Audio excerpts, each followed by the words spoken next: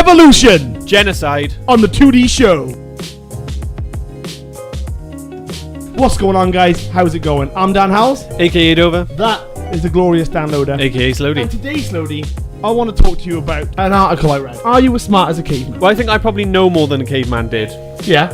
But I don't think I'm as sharp as a caveman. Because, like, my daily basis is like, I've got to get up, I've got to go to work, I've got to earn money, and I've got to go and food shop. Whereas a caveman's got to get up in the mindset that, like, he's got to be thinking, I've got to go out and kill a fucking tiger today. Well, you're exactly right. According to the Stanford geneticist Gerald R. Crabtree, which is a fucking fantastic name, he wrote a thesis called Our Fragile Intellect. He's been quoted saying, genetic mutations over the past several millennia are causing a decline in overall human intelligence and emotional fitness. He states evolutionary pressure no longer favors intellect, so the problem is getting exponentially worse. An ancient Athenian put from 1000 BC would be among the brightest and intellectually alive of our colleagues and companions. So he's saying basically that as a species overall, we're getting dumb. We are getting thick as shit. While we know more things, the ability to learn things, problem solve. I think that's the difference in it. Like, we switched over from needing your fucking super sharp reflexes to be like, I need to be able to like outthink this tiger whose brain sole goal is to eat me. Whereas now we're more of like a knowledge species. I think it's more important to know in our society, to know more about what's going on around you rather than be able to react to things quickly. He basically is going on to say that natural selection is all but gone. He claims that fight or flight has been bred out and we just choose who is most visually and emotionally suited to us. So yeah, I go back to, do you think you're smarter than a caveman? Like I said, it's a yes and a no. Like, yes, I think I know more about my body and I know more about like everything around me than a caveman did. That shows in like the way that our society is developed and the fact that we can build microphones and cameras and stuff to be able to talk about this and post it on the interwebs. If I had to like one-on-one a caveman, I would fucking lose. I mean, I'd lose against like most people like nowadays, but like, you take on a caveman who is literally his entire life, like he has to wake up with a mindset like, I have to go and kill my food today. He also goes on to say there's also mutation has fucking this up.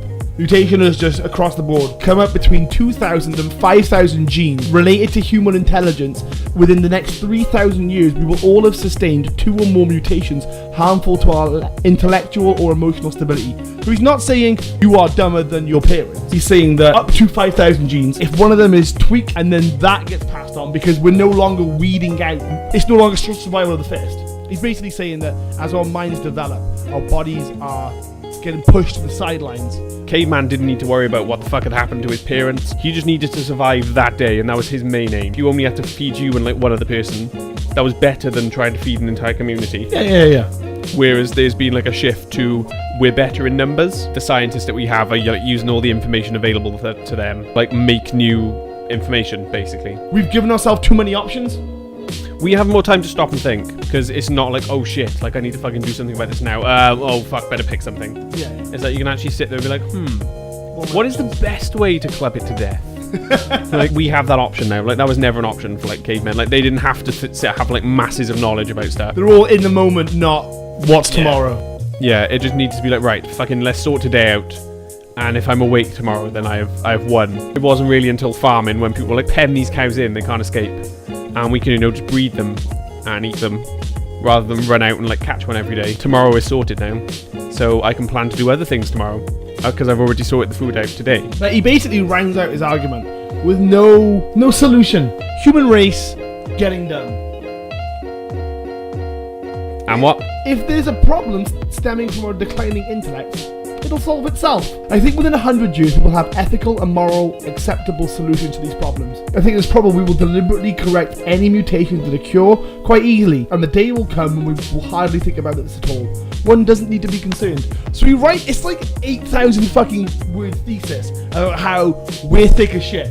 And then he basically drops the mic, walks away and says, But don't worry. I feel like it's interesting because you think of an alien, right? And you think of aliens being these really smart, intellectually superior beings. And what are they? They're very skinny bodies with massive heads.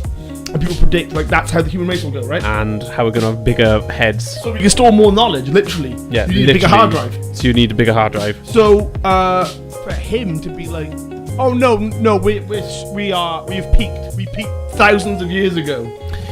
We peaked in a different way. That's what it doesn't say. It's a question of, would you rather have problem-solving skills or like awareness of what's going on. I 'Cause, think like, fire, we're discovering different things now, aren't we? Like we're looking further afield. because maybe it's because we're looking at more like intense shit. We're looking way down deep into fucking particles, and we're also looking way up into the fucking stars. Where a caveman was like, oh, these two logs together make fire. Fire actually was a fucking game changer. Like that had to be like the most intense shit ever. But then we have different sets of problems now. Can there ever be anything that was the same leap as not having fire to having fire? I would love to know how fire was invented. I would love to see the first person who was like, what the fuck? I would imagine fire was probably discovered rather than invented. Like I a imagine lightning hit a tree and They'd they're be like, like fuck. wildfire or something. They'd be like, oh. Someone saw a stick on fire and they were like, oh, but that stick is like that stick. So that stick can catch on fire. So I think that's all we've ever done as a race. That we just stumble through finding things. Yeah. It's like gravity. Like it's always been there, but it wasn't really described until an apple landed on Isaac Newton's head, and he was like, "Fuck." Every discovery is basically an observation. I think it comes back to what you said about there not being as many great minds, there's not as many great discoveries. It's because a lot of like all the old Roman philosophers and stuff were just observing like really normal shit. we only know now that a day is 24 hours. These dudes sat down and were like, that fucking star. That star was there yesterday, but was slightly there. And a year later, they're like, fuck, these groups of stars are a fucking landmark. That's Pisces, that's a crab. And every 365 days, it's back in the same fucking thing. And they had to sit down and be like, that's a fucking year. They had to work that out, man. I'm not trying to take away from anything, but it all stems back from shit they did. Everything that we have now is because someone before us, like maybe millions, maybe hundreds, maybe like yesterday, did something to like be like, oh shit, like that actually fucking worked. Did we invent time or did we discover time? We discovered time. The passage of time has always happened. But we made up the units of seconds, minutes, hours. Yeah, we Days, weeks, we months. literally made them up for our own convenience. That's all we do. We just describe stuff. So no, I'm not as smart as a fucking caveman.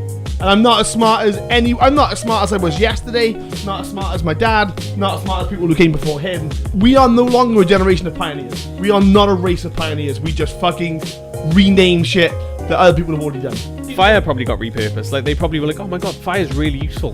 But if I throw it at that guy, or I put it on that guy's house, he is fucked. And like nuclear power and stuff is the same. Like it was like, oh, like nuclear power could Everything's fucking invented for good solve and it's very the problem. quickly turned bad. Yeah, but then someone else was like, but if we drop it on that guy, he is fucked. So you reckon we're exactly the same? We're not any stupider or any smarter. We're just dressed cavemen. We just have bigger toys. Yeah, That's the fun. best way of looking at it. So Slode, what do you want to tell me about this week? So I'm going to tell you about Olga of Kiev.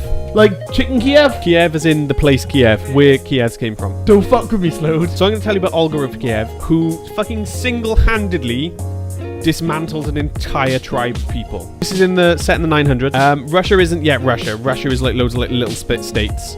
So I'm going to tell you about Kiev and Rus, which is like where Belarus, Ukraine, and parts of Russia are today. Olga of Kiev was married to a man called Igor. Now the Drevlians are a tribe of people who didn't fucking like Igor, right? At this time in Russia, there's lots of like, it's almost like tribal groups of people squaring up to each other, trying to be like the top dog. So Igor of Kiev is currently the top dog. Drevlians didn't want him to be the top dog, so they fucking shanked him. Olga and Igor have a kid. He is 3. Because Igor's dead, he's the rightful ruler. So Olga became the official ruler of Kiev as regent. So like Cersei Lannister style.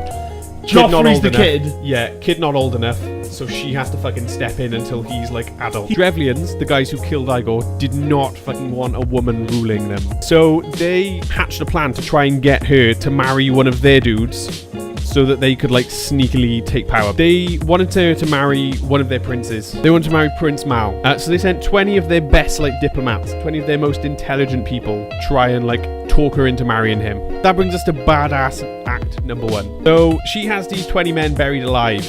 Wow. Badass act number 2 tells the Drevlians that those dudes have convinced her to marry this guy, but demands that they send their best soldiers to make the dangerous journey to their homeland for the marriage to take place. This is some fucking Horse of Troy shit. So they send loads of high-up dudes, loads of like really well-trained, like their finest men. I think it was something like 200, 300. So they're like, oh my god, she's actually fucking agreed to this. Like, this is rad. She's like, oh yeah, cool, thank you for coming. Before we go, rest up. I've got a bathhouse you can use. Just go and like have like a good time. Doesn't sound good. Doesn't sound good, guys. 3, locks him in, burns it the fuck down. She's now killed off the 20 most intelligent, And 200 of the best soldiers. A good few of their like most powerful people. I think on the back of this, she's like, oh, I'm having like a funeral feast for my husband because they're trying to like stay on a good six. So like, oh, she needs to like fucking. She's like, she basically convinces the entire Drevlian people to come to like a funeral feast, like banquet thing. Tells her servants to get everyone like completely fucking smashed. Badass act number 4,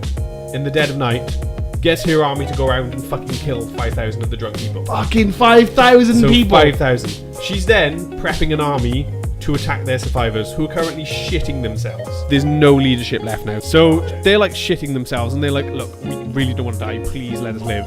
So she's like, okay then. Every house must give me 3 pigeons and 3 sparrows. So she has all these birds that will at will fly back to the houses they came from. She straps matches and like flammable tinder to their legs. Wow. Sends the city, catches fire, burns the entire city to the ground.